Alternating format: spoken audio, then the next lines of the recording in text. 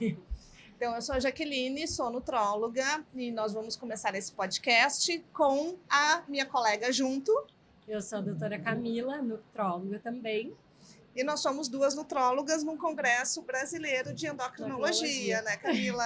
Isso, e hoje a gente vai falar sobre a nossa visão de nutrólogos em um congresso de endocrinologia. Isso aí. Vamos trazer os hot topics, né? As nossas melhores impressões. Isso. Então, uma das melhores que eu achei top, assim, foi uma palestra do Dr. Clayton, endocrinologista, que ele falou dessa mudança de paradigma da obesidade, que antes a gente focava muito em doença cardiovascular, né? E hoje a gente já está olhando melhor para a composição corporal desse paciente, né? A gordura e músculo.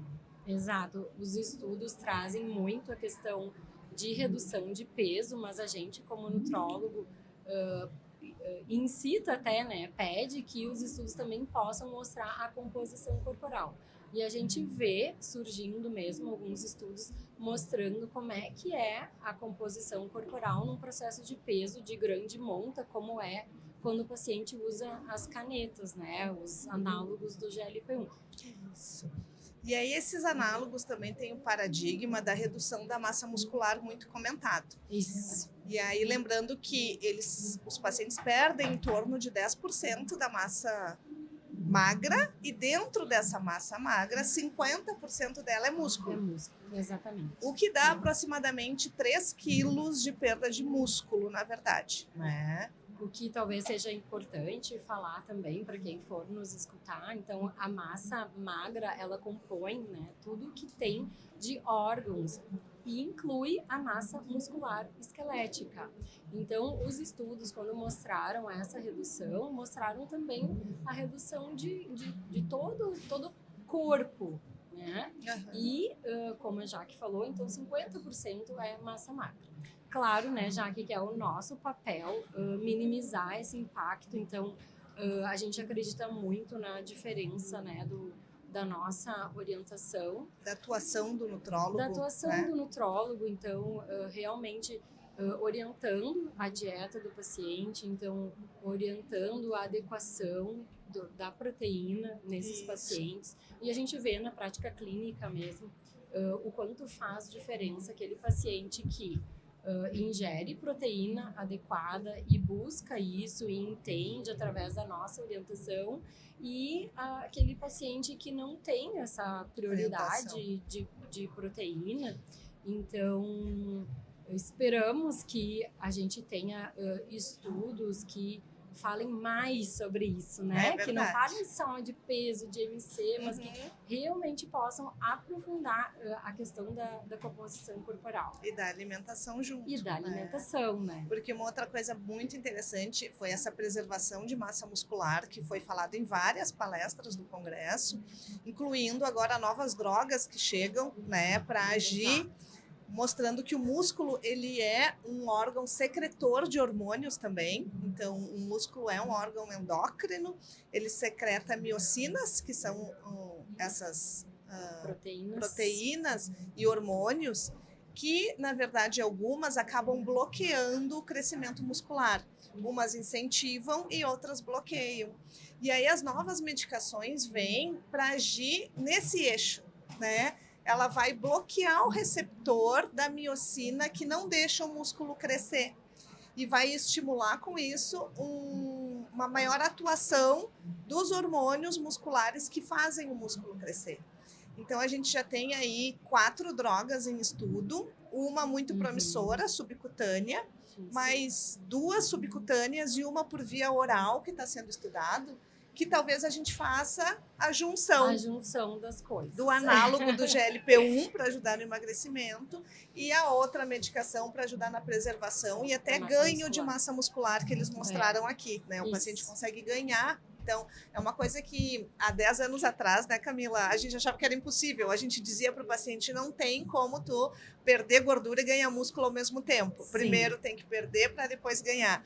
E a gente está chegando numa era que vai ser possível isso acontecer. E pensa assim, os nossos pacientes que têm essa orientação, né, vai ser muito mais facilitado esse processo de reduzir gordura e ganhar massa magra com, né, o medicamento que vai atuar. Isso então, aí. vamos esperar, talvez o bimagrumab seja uma opção que vai chegar mais rápido, mas ainda não temos, mas vamos esperar. Logo, Com muita logo, expectativa. Quem sabe, né? E aí, trazendo de novo a importância do papel do nutrólogo, foi falado também da deficiência de micronutrientes no paciente que usa as medicações análogas de GLP-1, porque não consegue comer, né, pela náusea, o enjoo, fica mais saciado. Por vezes, as escolhas alimentares não são tão boas, né? Em vez de comer um hambúrguer, agora come meio, né? Em vez de comer 2 pedaços de pizza, agora come um. E a qualidade da alimentação acaba não sendo tão boa. E mais ou menos ali um estudo que eles mostraram que acompanhou 460 mil pacientes, viu que nos primeiros 6 meses de uso da medicação, 13% tinham deficiência. Principalmente deficiência de vitamina D, complexo B e ferro. Então, anemia por deficiência de ferro. E outra coisa que o palestrante enfatizou também, que muitas vezes o paciente, antes de iniciar o processo de emagrecimento, ele também é um paciente pela obesidade, ou por ter diabetes, ou, enfim, pela má alimentação que ele já está vindo, né? Ele já é um paciente que já pode ter deficiência nutricional antes de iniciar um processo. Então, imagina, aí ele entra num processo de emagrecimento significativo, que ele vai perder 15, 20 quilos, e a gente sabe que a dieta hipocalórica, muitas vezes, não vai conseguir fornecer todos os nutrientes de uma dieta saudável, e aí que também, né, entra a nossa orientação, a nossa avaliação de poder olhar esse paciente e personalizar, ver quais deficiências ele deve tratar, ou prever deficiências. Fazer até uma suplementação preventiva naquele paciente que já não tem bons hábitos, que provavelmente tem deficiência antes de iniciar o tratamento. Né? E aí se lançou uma pergunta bem interessante, né? Por que não suplementar como o bariátrico suplementa? Né? Quem faz cirurgia bariátrica não consegue absorver bem, acaba suplementando. Esse paciente que usa a medicação, por vezes, não consegue comer bem pelos efeitos colaterais, acaba consumindo menos do que o ideal, 1.500, 1.200 calorias para menos, e ele não vai atingir as necessidades de micronutrientes. Né?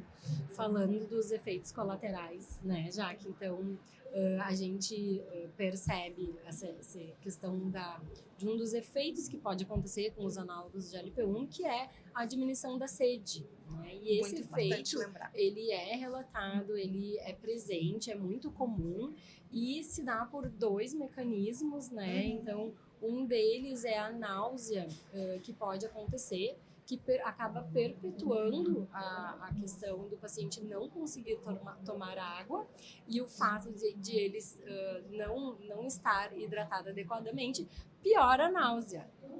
Então, isso é uma questão muito comum e muito presente também. A gente tem que lembrar o paciente de orientar, e mesmo não estando com sede, que ele possa ter horários de hidratação. Horários de cumprir com a hidratação. Isso. É aquela garrafinha, ou é aquela, né, o horário fixo de, bom, eu sei que às 10 horas eu vou tomar meu copo d'água, depois às 11h30 eu vou tomar mais um copo d'água, às 2 da tarde eu vou tomar, e assim vai.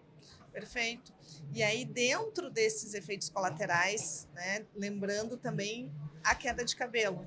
Sim. Que aí pode ser multifatorial, né? Então, não atinge as necessidades de proteína. E aí, eu sempre explico isso para o paciente, né? Para o cabelo crescer, precisa proteína. Para a unha crescer, precisa proteína.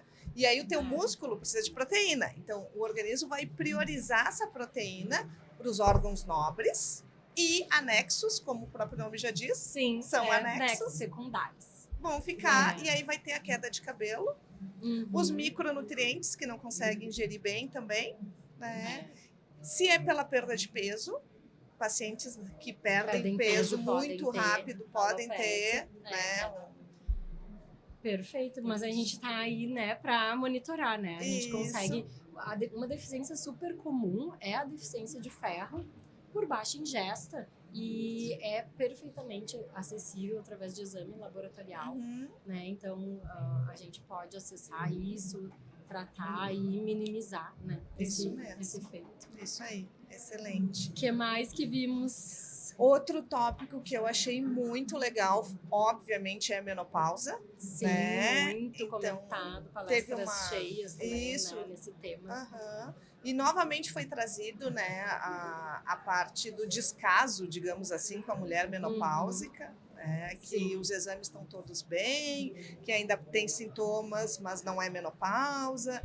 Então, teve uma palestrante gaúcha que deu uma aula sensacional, que ela falou que às vezes, mesmo a paciente tendo alguma contraindicação ou não estando no período da menopausa, a gente tem que acolher essa paciente, conversar com ela das possibilidades, colocar numa balança riscos e benefícios e, às vezes, tomar a frente, conversar com seu ginecologista, conversar com seu mastologista, com seu oncologista, se for uma paciente que tenha tido história de câncer, né? Porque os sintomas são muito intensos e, por vezes, é tudo individualizado. Algumas pacientes precisam realmente utilizar, mesmo não estando num período que assim, deveria. Formalmente. E eu acho que as pacientes também provavelmente se sintam desassistidas, porque é muito comum no nosso consultório, né? A gente vê a paciente multiqueixosa e aí quando vê, já está numa fase que poderia ter feito uma reposição previamente, claro, com toda a indicação, né? Mas acabam não passando por esse processo, porque às vezes não tem esse olhar humanizado. Os sintomas, eles começam muito antes de se manifestar. Isso, né? 10 anos antes, né, de iniciar. Então, outra coisa... E eles trouxeram também essa perda de massa óssea. Não só a perda de massa muscular, que acontece com o passar da idade, mas a perda óssea, que também se acelera com a menopausa. E, por vezes, essa paciente ela não é avaliada. Exato. Porque, normalmente, os guidelines recomendam a primeira densitometria depois da paciente entrar na menopausa. Né? Então, ela tem que estar 1 ano sem menstruar. Isso normalmente acontece lá por volta dos 50, 52 anos. E aí ela já tem uma osteopenia, ela já tem uma osteoporose. Então, o quanto que a gente não deve fazer uma triagem dessa paciente antes, se ela tem fator de risco para ter uma osteoporose, uma osteopenia, como é que está a ingesta de cálcio dela, né? O consumo de café em excesso que acaba. O uso da vitamina D. Vitamina D, que é uma hipovitaminose tão comum. Então, às vezes, se espera muito para fazer esse diagnóstico, quando essa paciente deveria ser orientada por volta dos 40 anos de vida, né? Então, essa palestra da osteoporose no climatério e menopausa foi muito interessante também. Vamos falar sobre a palestra daquela paciente? Sim! Foi incrível, incrível. Eu tava pensando Me arrepiei ontem, agora, lembrando. Tava pensando ontem, foi a palestra mais aplaudida das que eu participei, foi a mais aplaudida. Eu não vi ninguém aplaudir de pé um palestrante. Foi incrível, né? Então, essa paciente, a Maria Fernanda, né? Ela fez um relato da experiência dela, de como é que foi o processo de emagrecimento dela, falou sobre os estigmas da obesidade, de quanto é difícil o dia a dia de um paciente obeso, né? Foi tão interessante os relatos dela, que ela disse assim, ela tem uma fita métrica, né, no radar dela para ver onde é que ela podia caber. Ela deixava de sentar porque ela tinha receio de ficar desconfortável, de não ter uma cadeira adequada para ela quando ela era obesa. Aquela história que ela contou que uma vez ela teve que atrasar um voo porque não tinha um extensor de cinto no voo. E aí, o quanto ela se sentiu constrangida, né, de ter que aguardar e todo voo aguardar alguém trazer um extensor de cinto de segurança para ela colocar no avião. Então, foi uma palestra muito impactante. Muito impactante. Ela colocou uma roupa que ela usava quando ela era obesa. Foi, assim, incrível. Então, ela estava fazendo a palestra que era um macacão lindo, isso, né? lindo, rosa. assim, tava linda. E ela tava com macacão de quando ela era obesa. E aí ela foi falando, e aí ela tirou o macacão, né? Então, justamente para mostrar a dificuldade que ela tinha, né, de encontrar roupas que se adequassem para ela e que hoje o quanto é prazeroso para ela ir numa loja, né, se sentir bem, colocar uma roupa que ela caiba, né? E ela começou, isso me chamou, desculpa, mas me chamou muito a atenção que ela colocou que ela começou o tratamento com 139 quilos, né? 139. E hoje ela pesa 75 e mantém esse 75 há um ano. Há um ano. Ela usou o Wegovy, né? Em doses terapêuticas, ela usou a 2.4. Ela teve acompanhamento da endocrinologista dela, da nutricionista e de um educador físico. Ela contou que no processo de mais intenso, ela fez muito exercício. Até 5 vezes na semana, né? Até 5 vezes na semana e de bastante tempo, né? Intensidade, tempo. Ela seguia as orientações da nutricionista, ela ia nas consultas médicas. Então, deu pra ver, assim, o processo dela foi muito lindo. E a gente vê uma pessoa transformada. Né? A gente, assim, ela tá de parabéns. Bom, não foi à toa que ela foi super aplaudida, né? Foi incrível e muita gratidão por ela ter compartilhado com nós médicos a história dela, porque realmente trouxe essa humanização, né? E ela falou, né? Ela deixou claro isso, que não é todo médico que tem esse olhar holístico, né? E essa percepção de conseguir ir guiando o seu paciente ao longo do caminho, que ela sofreu muito preconceito também, inclusive com médicos, né? Antes de encontrar essa equipe que abraçou ela. E claro, a equipe teve um papel muito importante, mas ela persistiu, ela teve a constância, né? De se manter no tratamento ao longo de 1 ano e meio. Ela perdeu esse peso e já com a manutenção ela segue, né? Ela segue com a medicação, com a nutri, com o educador físico. Então, a constância leva a um resultado também. E o entendimento dela também sobre a doença obesidade. Ela realmente foi uma paciente que, no momento em que ela entendeu que ela tinha uma doença e que ela precisava tratar e ter essa constância, fez diferença para ela. Né? Isso foi incrível, adorei. Foi sensacional, muito bem lembrado. E o que mais, Camila? Uma coisa importante que a gente percebeu aqui, que não temos tantos nutrólogos no Congresso de Endócrino, né? Nós estamos mesmo muito bem representados, né? Os nutrólogos muito bem representados por nós, né? E os poucos que a gente encontrou aqui, né? Que acho que não fecham uma mão. Então, convidar os colegas também a participar mais de congressos interdisciplinares, porque o aprendizado, a troca de experiência é algo muito importante, porque são áreas afins. Exatamente. Com um objetivo único de tratar bem o paciente e de conseguir levar aquele paciente ao melhor dele, ao que a gente chama hoje de florescimento humano, né? Que é a sua melhor versão, digamos assim. Então, vi a palestra do educador físico também falando sobre os tipos de atividade física e foram 3 educadores físicos fantásticos falando e desmistificando um pouco daquele preconceito que se tem com o exercício na água. Então, hidroginástica e agora não vou me lembrar o nome, mas é um outro exercício que tu faz a corrida com uma boia para ficar com metade do corpo fora da água, a corrida dentro da água. A água é incrível, né? E o quanto isso é importante para o paciente obeso, que não consegue correr, que não consegue fazer uma bicicleta porque o joelho dói também. Então, foi muito legal o educador físico desmistificar um pouco isso. Acho que talvez possa haver um estigma de que hidro é muito leve, de que hidro é para velhinha. Mas não, se tu faz a intensidade, então o professor que vai te orientar pela escala de Borg, então ele vai te levar àquele nível de atividade física em que tu vai realmente ter um aumento da tua frequência cardíaca, em que tu vai ter um estímulo cardiovascular e gasto energético.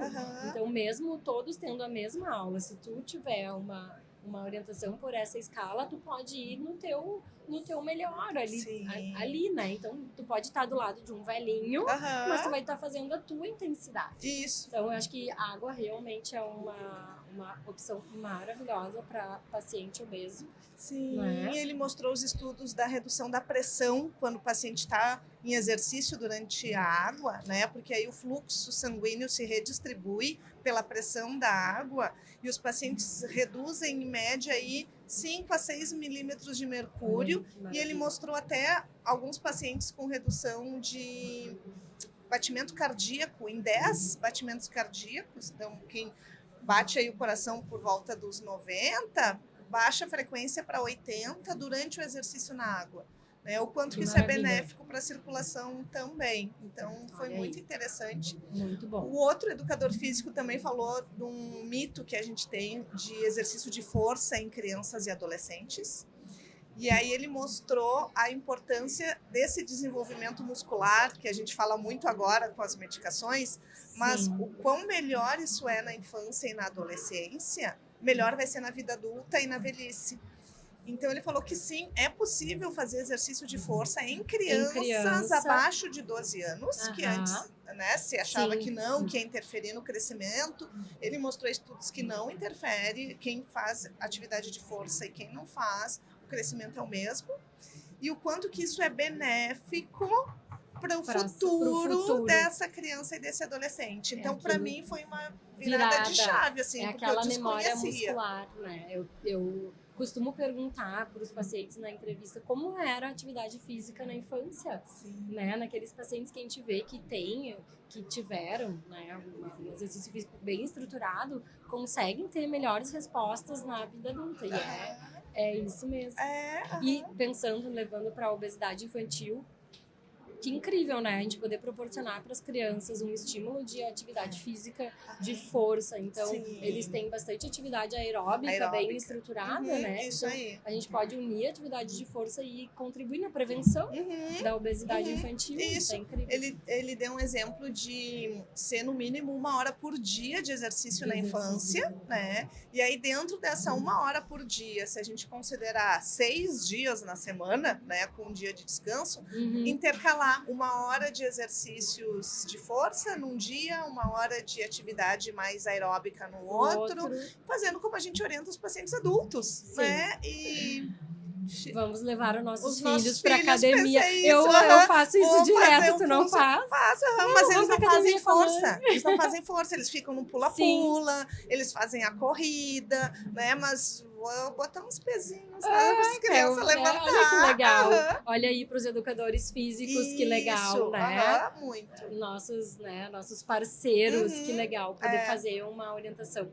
Quem sabe daqui uns 5 anos a gente vai estar num congresso com um educador físico fazendo, né, uma orientação de como conduzir isso nas crianças. Que incrível, vamos prever o futuro aí, né? Perfeito. Então, a gente voltando para essa medidas, né? interdisciplinaridade, que é tão importante nos congressos, né? Então, isso aí. Acho que é isso, mas algo não. Muito obrigada pela parceria. A gente ficou juntas todo esse congresso. É incrível. Nós somos muito boa a nossa parceiras troca. de muito tempo, né? Isso aí, mais de 10 anos na Ai, nutrologia. gratidão. A gente tá muito bom. Muito bem. Isso é muito bom para nutrologia, né? Essa união que a gente tem, né? Nós e nossos colegas nutrólogos. Então, incrível. Espero que tenham gostado desse podcast. Sim. Talvez seja o primeiro de muitos, né, Camila? Isso aí.